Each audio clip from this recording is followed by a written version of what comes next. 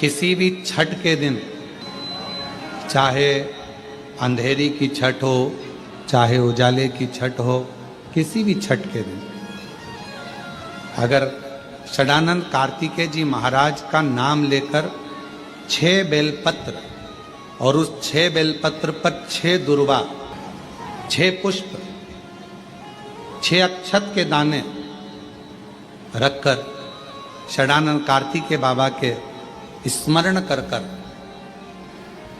शिवलिंग की जो जलाधारी है, उस जलाधारी पर जहाँ अशोक सुंदरी का स्थान है, उसी के पास में कार्तिकेय जी का स्थान है।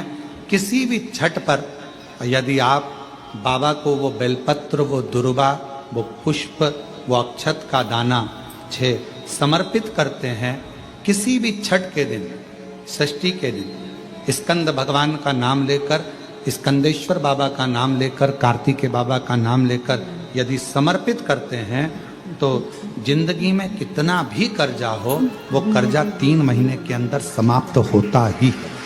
कितना भी कर्जा, साथ में आपका परिश्रम, साथ में आपकी मेहनत और आपकी दृढ़ता।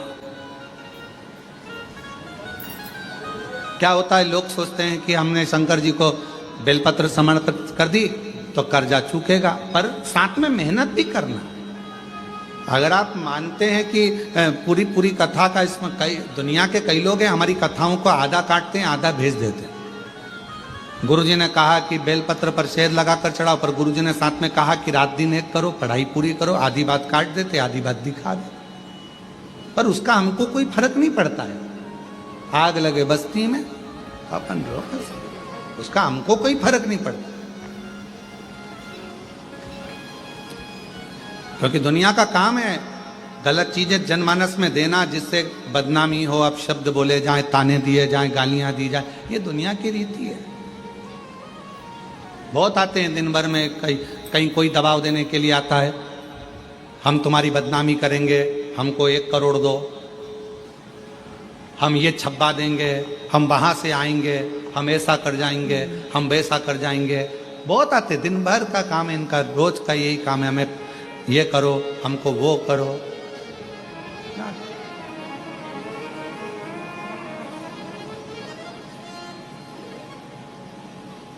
शिव तत्व है। दबाव देने वाले ढेर मिलेंगे, अपशब्द कहने वाले ढेर मिलेंगे, ताना देने वाले ढेर मिलेंगे, पर आप अपनी पूर्ण ऊर्जा के साथ में शिव महापुराण की कथा कहती है। 6 बेलपत्र, 6 पुष्प, 6 दुर्वा, 6 चावल के दाने और साथ में अपना परिश्रम पूर्ण करो। छठ के दिन स्कंद भगवान का नाम लेकर, स्कंदेश्वर का नाम लेकर भगवान शंकर के जलाधारी पर समर्पित करो, शिव जी से प्रार्थना करो और अपनी मेहनत को 4 चांद लगाओ। कर्जा चूकेगा जरूर, समाप्त जरूर। कर्जा का मतलब ये नहीं है कि आप कर्जा करे हो तो मेरे से बन नहीं रहा, मेरे प्राण छूट जाए तो अच्छा, मैं तो मर जाऊं, मैं टेंशन में हूं, मैं डिप्रेशन में हूं, बहुत परेशान हो गया, ऐसा हो गया। ना ना, दुख आता है, जब सुख आया, सुख चले गया, तो दुख आएगा तो दुख भी जाएगा, दुख भी समाप्त होगा, उसमें क्या विचार कर। ऐसा तो नहीं है कि दुख समाप्त नहीं होगा, दुख नहीं जाएगा। सुख आया है, जब हमारे अच्छे दिन अगर समाप्त हुए हैं तो दुख भी समाप्त जरूर होगा, फिर वापस सुख आएगा। थोड़ा हिम्मत, थोड़ा धैर्य, थोड़ा हृदय पर भाव एकाग्रित करो कि नहीं नहीं, मेरा शंभु, मेरा शंकर, मेरा त्रिकालदर्शी, मेरा कैलाशी, मेरा अविनाशी, मेरा शिव मेरा दुख काट।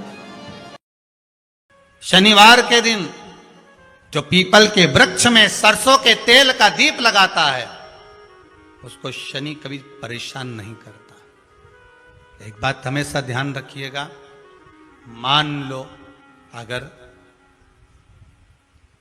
कोई भारी रोग ऐसा शनि महाराज के कारण हो गया हो, अच्छे काम करते करते उल्टे हो रहे हैं, होते हैं किसी किसी के साथ में, विपरीत परिस्थितियां आ जाती है, अच्छा करने जाओ बुरा हो जाता है, अच्छा कर्म करने जाओ बुरा हो जाता है।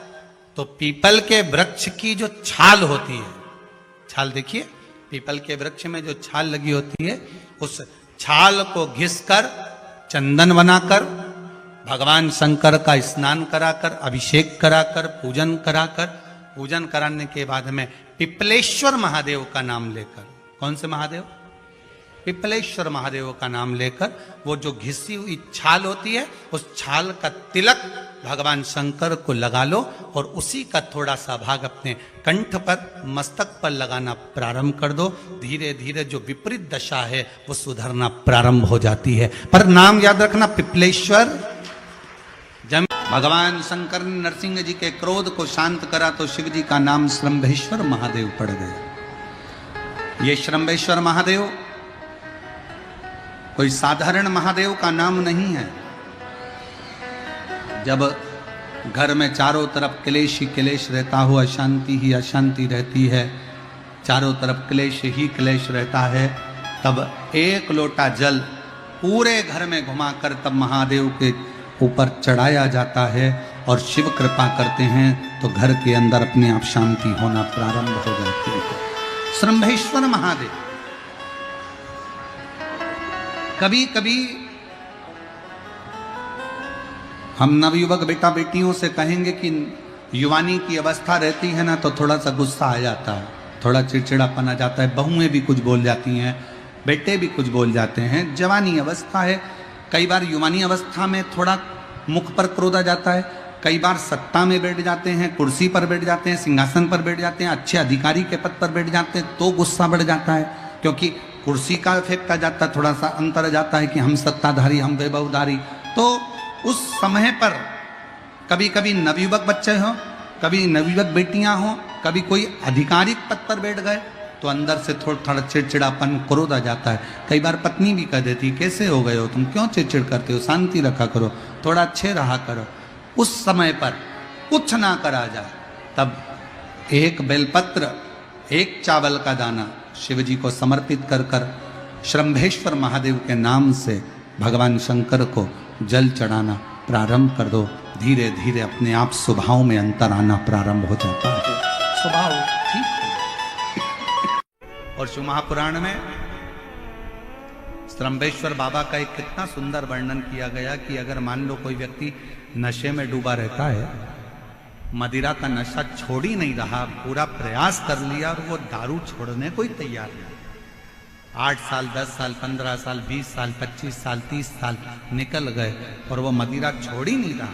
बहुत तकलीफ में, नया लड़का है, अभी शादी हुई, बहू बेचारी रोती है, घर के बच्चे रोते हैं, पर वो मदिरा का नशा छोड़े ही ना। तो श्रंभेश्वर महादेव का स्मरण करें। बेलपत्री के 5 पत्ते, शमी के 3 पत्ते। बेलपत्री के कितने पत्ते? 5। शमी के कितने पत्ते? 3। बेलपत्र के 5 पत्ते, शमी के 3 पत्र और काली मिर्च 5। एक पत्र, शमी पत्र सब साथ में लेकर काली मिर्च के साथ में बाबा देव अधिदेव महादेव को, भगवान शंकर को समर्पित करो। श्रंभेश्वर महादेव का नाम लीजिए, जम के बोलो, कौन सा महादेव? श्रंभेश्वर महादेव। आपने कथा में सुना होगा कि शरंभ पक्षी का रूप मेरे शंकर भगवान ने लिया था। किसके लिए लिया था? नरसिंह भगवान को जो गुस्सा आ रहा था, नरसिंह भगवान जो तोड़ फोड़ कर रहे थे, सारे देवताओं को डर लग रहा था, तब भगवान शंकर ने शरंभ पक्षी का रूप धारण कर कर नरसिंह भगवान को अपने पंजे में उठाकर अलखनंदा नदी में ले जाकर डाल दिया। शिव जी ने एक नाम लिया, शंकर जी का एक नाम का उच्चारण हुआ। क्या नाम था? जम के बोलो, श्रंभेश्वर महादेव। आवाज नहीं आ रही है, जरा जम के बोलो, कौन से महादेव? बोल श्रंभेश्वर महादेव की। श्रंभेश्वर महादेव। 5 बेलपत्र, 5 कमल काली मिर्च, 3 शमी पत्र शंकर जी को चढ़ाकर बाबा से श्रंभेश्वर महादेव का नाम लेकर विनय कर कर, बाबा आपकी कृपा होगी तो जीव नशे से मुक्त जरूर होगा। शंकर, आपकी कथा कहती है कि आप राम नाम की मस्ती में डूबते हो और नशे को त्यागते हो। बाबा, मेरे भी घर में एक व्यक्ति, उसका नाम ये है, ये गोत्र है, वो नशे में डूबा रहता है। बाबा, इसको नशे से बाहर निकालो। झोली पसार कर प्रणाम करो। अपने हाथ की हथेली को, जैसे ये जल बहने वाला जो स्थान है, यहाँ ये पानी जो यहाँ से बहकर आता है, अपने सीधे हाथ की हथेली को यहाँ लगाओ। सीधे हाथ की हथेली को यहाँ लगाकर, ये जो जलाधारी है, यहाँ अशोक सुंदरी का स्थान होता है, अपनी हथेली को यहाँ लगाओ। कार्तिकेय गणेश जी का जो स्थान जलाधारी पर होता है, वहाँ हथेली को लगाकर बाबा के शिवलिंग का स्पर्श कर कर जो चढ़ाई हुई सामग्री है उसको वापस उठा लो और लेकर आ जाओ। शमी पत्र मदिरा पीने वाले व्यक्ति के कक्ष में रख दो, और एक बेलपत्र और एक काली मिर्च, जो मदिरा के नशे में लगा रहता है, सुबह के टाइम पर बेलपत्र, शाम के समय पर काली मिर्च, किसी भी तरह से उसको खाने में देना प्रारंभ करिए। 15 दिन बाबा का चढ़ा हुआ जल शंभेश्वर महादेव के नाम से दीजिए। ज्यादा से ज्यादा 20 दिन 22 दिन के अंदर वो धीरे धीरे मदिरा छोड़ना प्रारंभ कर देगा, मदिरा से दूर होता चले। शिव तत्व है, शंकर ओ घड़ी, शिव ओ घड़ी। फिर से एक बार भगवान का नाम लीजिए। कौन से महादेव? श्रंभेश्वर महादेव। और ये नाम कोई साधारण नाम नहीं है। कितना भी घर में झगड़ा हो रहा हो, भाई भाई का झगड़ा हो, रिश्तेदारों का झगड़ा हो, कोर्ट कचहरी चल रही हो, अगर आप तकलीफ में हैं तो एक लोटा जल श्रंभेश्वर महादेव के नाम से शिव जी पे चढ़ाओ। धीरे धीरे धीरे धीरे अंतर।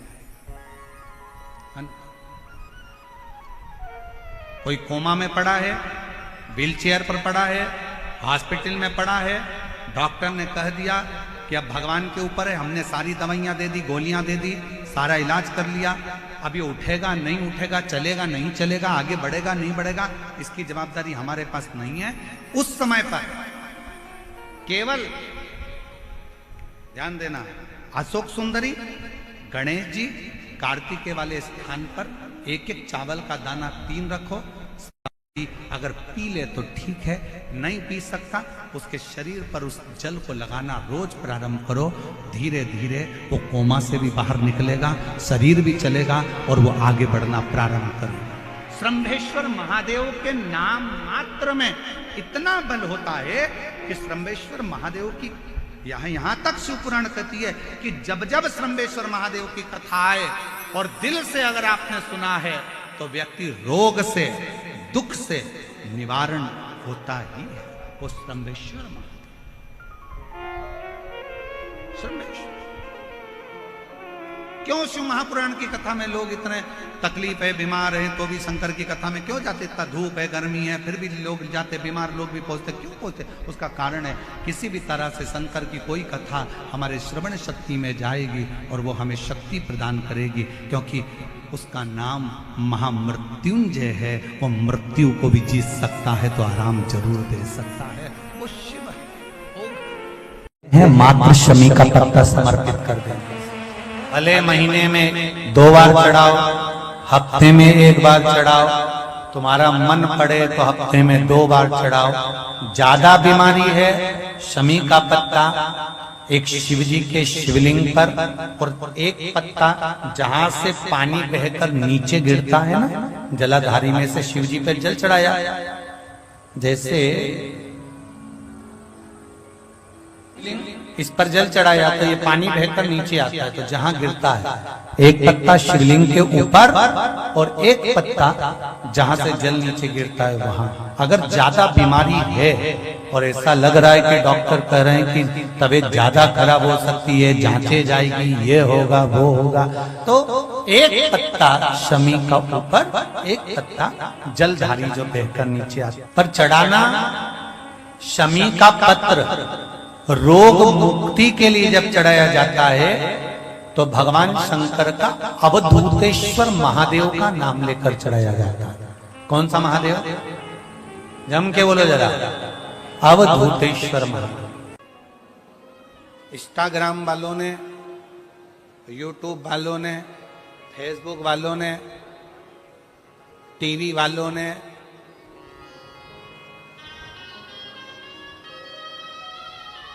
जितना फेसबुक है, जितना टीवी है, जितना इंस्टाग्राम है, जितनी सोशल मीडिया है, इन्होंने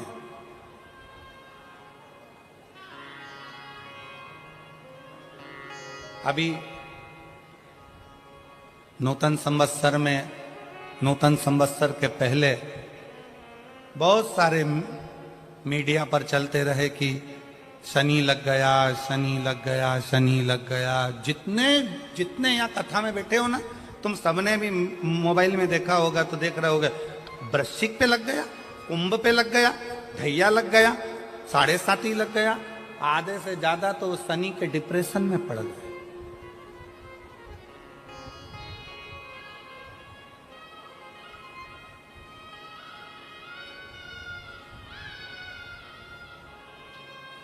अरे भाई, शिव महापुराण की कथा को उठाकर देखिए। दुनिया के लोगों को शनि लगता है, शनि को शंकर लगता है।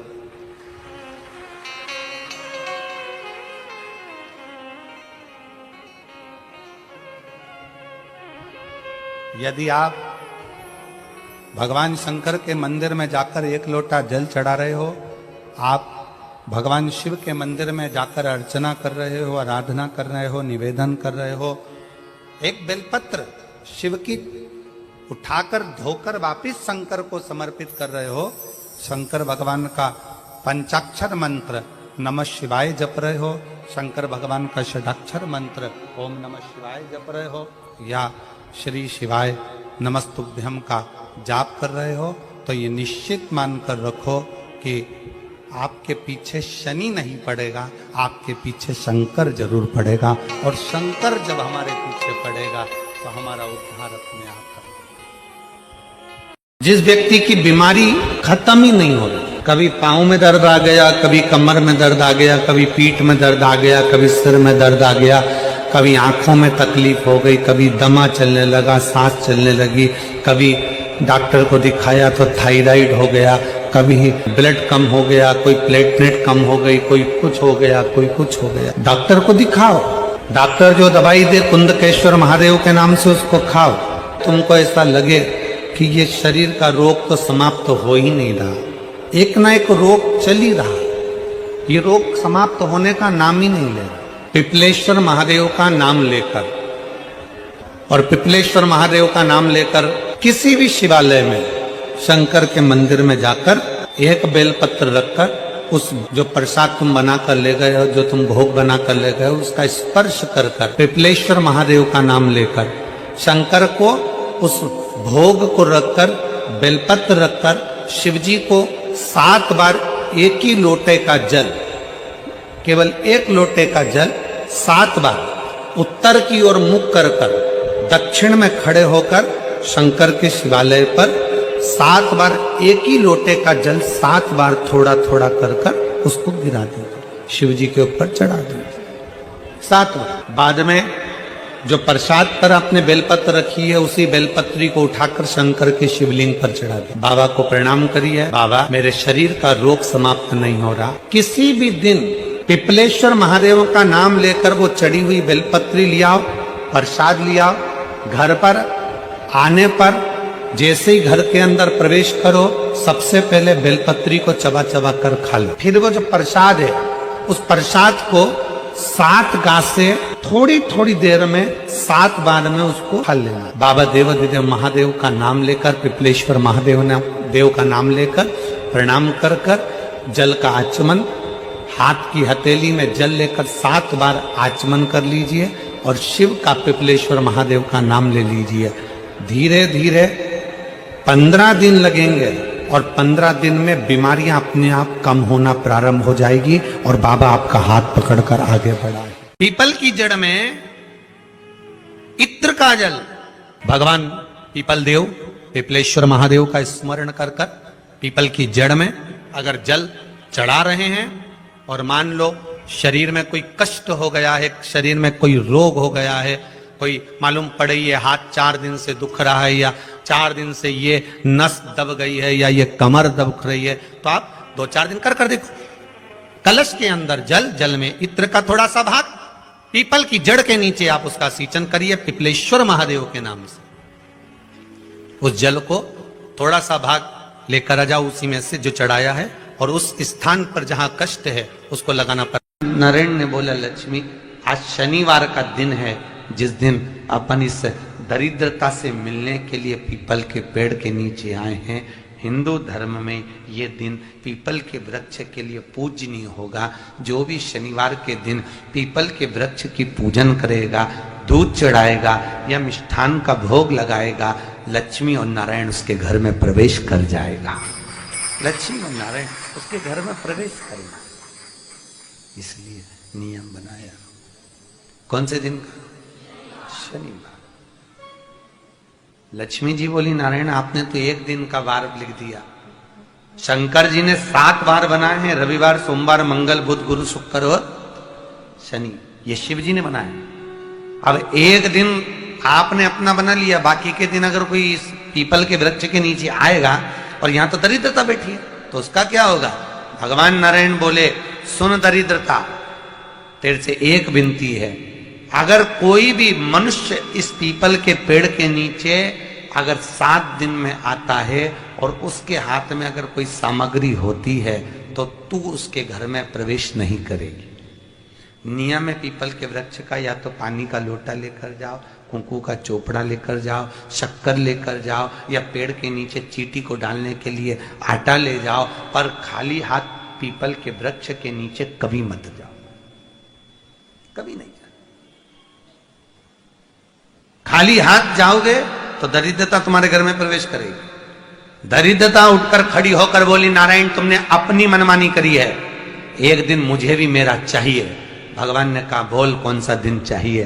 दरिद्रता कहती है, रविवार के दिन इस पीपल के वृक्ष के नीचे मैं दिन भर नृत्य करूं, इसमें रहूं, और जो यहां आए रविवार को मैं उसके घर में प्रवेश करूं।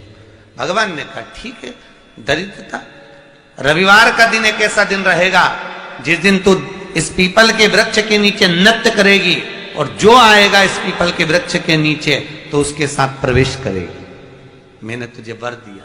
इसलिए हमारे यहाँ केवल पीपल का वृक्ष अगर दीवार में भी लग जाता है ना, किसी की फैक्ट्री की दीवार में, किसी के घर की दीवार में पीपल का वृक्ष अगर लग जाता है, पीपल का पौधा लग जाता है, उसको कितना भी तोड़ लो वो वापिस लग जाएगा।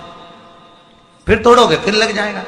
अगर पीपल के पौधे को तोड़ना है तो केवल रविवार का दिन एक नींबू, एक मिर्ची और बमूल का कांटा, ये 3 चीजें रखने के बाद में आधे घंटे बाद रविवार के दिन पीपल के पेड़ को उखाड़ कर फेंक दो। दूसरी बार कभी पीपल दीवार में लगता ही नहीं, कभी नहीं लग सकता। केवल एक रविवार का, केवल एक संडे, इतवार का। घर में दीवारों पर अगर पीपल लग भी गया है, इसलिए पीपल के वृक्ष को उखाड़ने का, अगर घर में पीपल लगा हुआ है या पीपल का पौधा हमारे घर में लग गया, उसको उतारना, निकालना, लगाना, तो पीपल के वृक्ष को अगर निकाला जाता है तो रविवार के दिन, और अगर पीपल के वृक्ष को कहीं लगाया जाता है तो सोमवार के दिन या मंगलवार के दिन, बुधवार के दिन, इन दिनों में लगा सकते पीपल के वृक्ष कहीं लगाना। शनिवार का दिन एक ऐसा दिन होता है जिस दिन पीपल के वृक्ष को कहीं जाकर लगाया नहीं जाता, क्योंकि शनिवार के दिन पीपल के वृक्ष के नीचे लक्ष्मी रहती है। हम अपने हाथों से अगर पीपल का वृक्ष किसी दूसरी जगह पर शनिवार को रोपित करते हैं तो हमारे घर की लक्ष्मी अपने घर से छिन्न होकर चली जाती है। इसलिए शनिवार के दिन पीपल लगाया नहीं जाता, किसी के घर जाकर उसको वापस पलटा नहीं जाता। लग गया उसको डाल। प्रभु मेरी धर्म पत्नी को कहाँ रखूं आप बताओ? वो तो जहां यज्ञ होता है, अनुष्ठान होता है, दान होता है, पुण्य होता है, सत्कर्म होता है, वहां जाने को तैयार नहीं। अब करूं क्या? भगवान ने बोला, एक काम करो। दुर्वासा जी बोले, जिसके यहां रात्रि में बर्तन झूठे पड़े रहते हो उसके घर में इस दरिद्रता को लेकर तुम प्रवेश कर जाना। जिसके यहां रात्रि में बर्तन झूठे पड़े हो वहां लेकर प्रवेश कर जाओ। दूसरी जगह दुर्वासा जी बोले, जो स्त्री घर में दोपहर के समय पर सो रही हो उसके घर में इसको लेकर प्रवेश कर जाइए। जो स्त्री दोपहर के समय में घर पर सो रही हो, इस दरिद्रता को लेकर प्रवेश कर जाइए। तीसरा, जिसके यहां पर दरवाजे पर कांटे वाले पौधे लगे हों, उस घर में इस दरिद्रता को लेकर प्रवेश कर जाइए। दरिद्रता, कितनी सुंदर बात कही है। दाता और विधाता, कौन कौन? दाता और विधाता। लक्ष्मी और दरिद्रता के सगे भाई हैं। कौन कौन? दाता और विधाता। दाता को फिटकरी प्रिय है, विधाता को नमक प्रिय है। ये दोनों हमेशा लक्ष्मी को और दरिद्रता को दोनों को समझाते थे, दोनों में प्रेम बढ़ाते थे। आज भी हिंदू धर्म की रीति है। यहां तो ठीक है, जिसके यहां पर भी अगर थोड़ी सी भी परेशानी होती है, थोड़ा सा क्लेश होता है, अशांति होती है, लक्ष्मी नहीं दिख रही हो, काम नहीं बन रहे हो, बहुत प्रयास करा जा रहा हो और हमारा कार्य नहीं होता, तो क्या करते हैं? फिटकरी और नमक को पानी में डाल देते हैं और घर में पोछा लगा देते हैं। आप लोगों ने आजकल फेसबुक पे भी पढ़ा होगा, व्हाट्सएप पे भी पढ़ा होगा। तो क्यों लिखा उसमें? उसका कारण ही केवल इतना है कि दाता और विधाता की प्रियता उसमें। माता ख्याति के जो 4 बच्चे हुए, इसमें जो 2 लड़के हैं, दाता और विधाता, उसकी प्रियता